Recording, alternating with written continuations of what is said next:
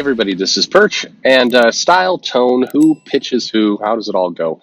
Here's a letter from a viewer, and the viewer writes, "Hey Perch, I just finished your Joe Casey video. You talk about being a Sam Raimi fan. I am too. Darkman was my first exposure to superheroes, if Darkman qualifies, he does. Liam Neeson and Sam Raimi, all in one. What a great movie to this day. Never bothered with the sequels. Got the Darkman versus Army of Darkness comic, though. I agree with your view that he didn't seem a great fit for the MCU, in part because the MCU is a clearly defined brand and would never let him go half as far as he'd want to on a movie like Doctor Strange.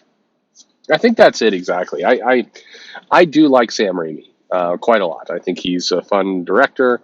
I think he's got a style that fits him. I think it's all. I mean, there's definitely a Sam Raimi. There's a Sam Raimi style. Like all good directors, there's a defined thing there. And with Doctor Strange, the problem is I think that it was trying to be a lot of things all in one. So it was, for better or worse, the biggest movie since of the Avengers Infinity War, and the Endgame, that big sequel. It was the biggest one. We had Black Widow, we had the Eternals, we had Shang-Chi. Doctor Strange was the big one. It was the established character, getting, a major movie. And so I think it had to deal with that. And it was introducing the multiverse, which is expected to be this big, deal in Marvel continuity and everything else. So much so that I think the What If cartoon was trying to help bridge the gap a little bit, so it wasn't so confusing. But that's a big thing. And then on top of that, it really wasn't as much. I mean, there was Doctor Strange, sure, but it was more of a Scarlet Witch movie, if anything. I mean, I'd love for somebody to do the breakdown of who was in that, the screen time. But Scarlet Witch got a ton of screen time in that movie. She was the big deal in it. Doctor Strange was probably in more, but it felt very balanced. And then you had, the introduction of America Chavez. Pardon me. You had the Illuminati, so the first appearance of Reed Richards, and you had, Charles Xavier appear, Patrick Stewart for the first time since the Fox X. It was juggling a ton of things. And then you got Sam Raimi in there to kind of pull all that together. So that would have been kind of a nightmare for any director. But then you pick a director who has a very defined style, a very defined way of telling stories, and I think you get you get kind of a mess. And as I said, I mean, I didn't hate the movie, but I was disappointed because I do love, Sam Raimi so much that I was disappointed as it being a Sam Raimi film. But anyway, that's just me. Anyway, let's get going to the rest of the mail because this gets to the heart of the question here. It says, "This got me wondering about comics. You've said that sometimes the writers don't even get to pitch an idea, the editors pitch the idea to them, and they're just hired to flesh it out. I wonder how much better these companies would be if editors would just step back and limit their role to making sure the scripts are literate, don't break lore, and the universe's tone. That's it. Editors edit, creators create. I've no doubt that you've had plenty of DMs from writers telling you about the story idea they had that was victim of some editor's half-baked dumb pitch. So many, by the way. How many epic comic stories were the victim of egocentric or dumb editors? Tons. I mean, look, it's also something I feel like we're slipping into.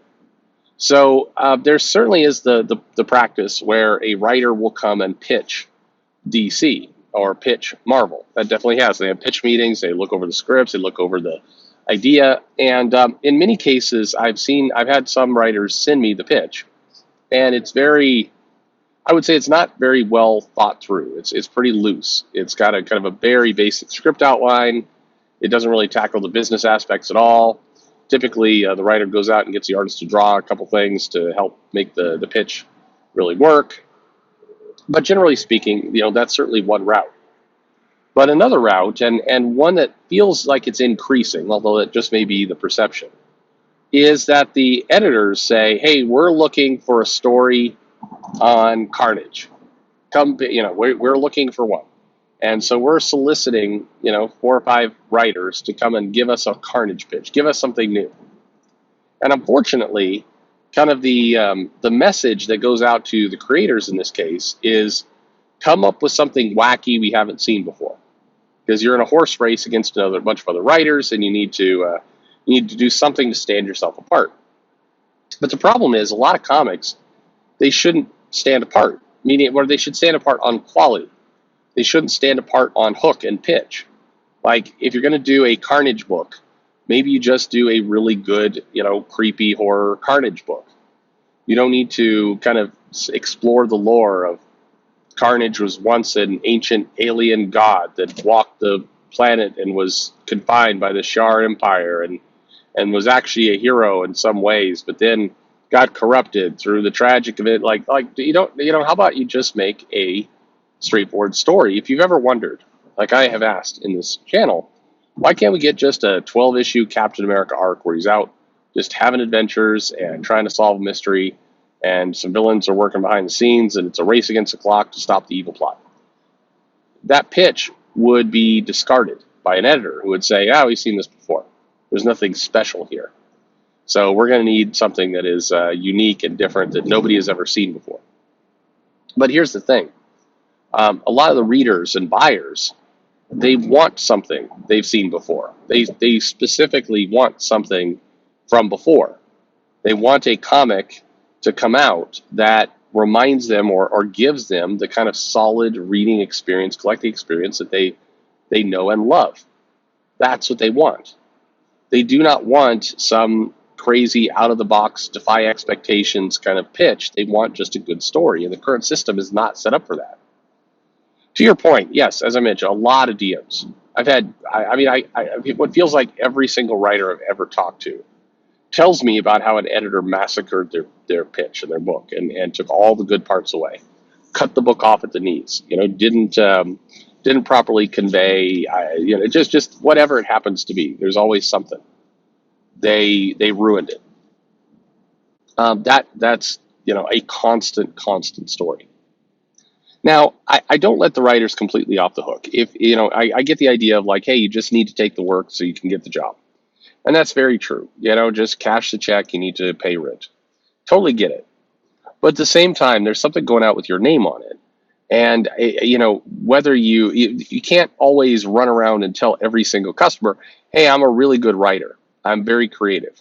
It just so happens that for the last 6 years I've been doing big 2 books, and I have to do what they tell me because I need a paycheck. But I promise, deep down, I'm a really good writer. That doesn't work. And I'll tell you, I've had a number of conversations with writers who've said things pretty much like that. Like, I haven't really enjoyed any of my Marvel term. They're always interfering and rewriting parts of my script, and they're getting, and it's really not my best work. My best work was when I was in the Indies, and it's really not that good. But and my comment kind of there is, yeah, but it had your name on it for like 6 years. You were the one writing these stories. For better or worse, it sits with you. And there's no disclaimer that went on the comic book to say, yeah, it's written by this writer, but really it was mostly by the editor, and the whole story was jacked around a bunch. And it's like that stink is going to get on you. And so you do have to figure out a way to do the best you can. Or if the idea is truly terrible, don't do it. Like if some editor says, I want you to pitch me on a story where it's revealed that Frank Castle had a sister nobody knew about, and the sister is paraplegic. But the sister kind of uncovers Frank Castle's, angry mission, and decides to, convert a wheelchair into a killing device. And she's like the rolling Punisher. Like if an editor comes to you, say, give me a pitch that kind of goes into that territory. As a writer, I think, at some point you have to say, yeah, I'm sorry, I'm not doing that. Let some other sucker put their name on that, because that's career suicide right there. I'm not going to do it. I think you have to, at some point, throw down a little bit and just be like, you know what? It's not worth it. I need the Marvel credit. I definitely need the check. But, if I do that and it goes bad, and it 100% absolutely will go bad because it's stupid, the editor is not going to stand up and go, hey, don't go after this guy. I was the one who said this is what, like, nobody's going to do that.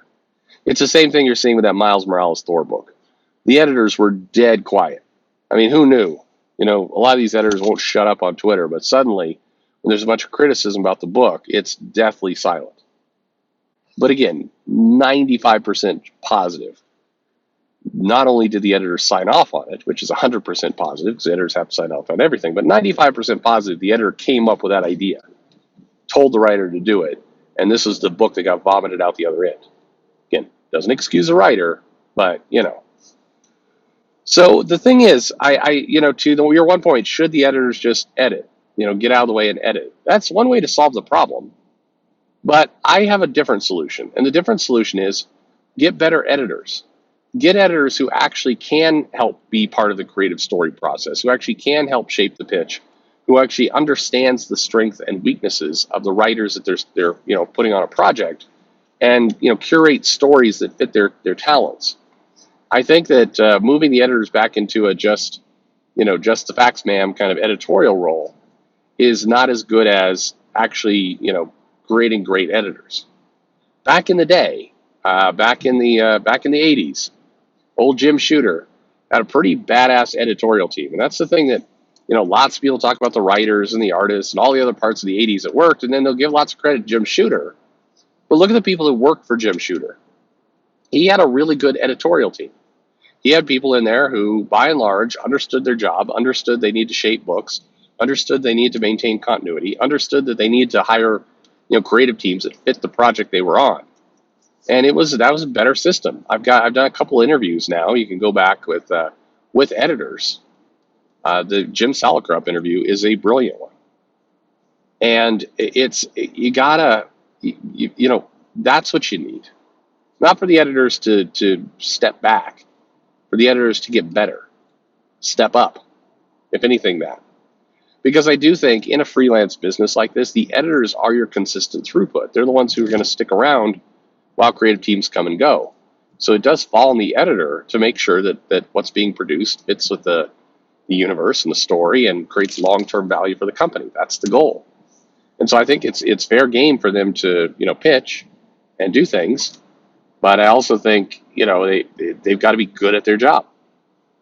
Anyway, that's my answer to that. I think it's a good question.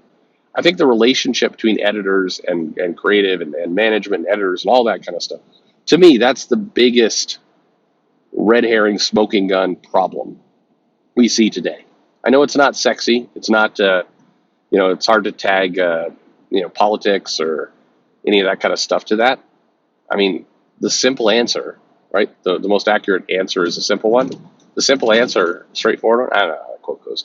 Anyway, the simple answer is you got a bunch of people who are just not particularly good at their job. And I mean, I'm sure several of them are very nice people, but the product does speak for itself. Thanks for listening.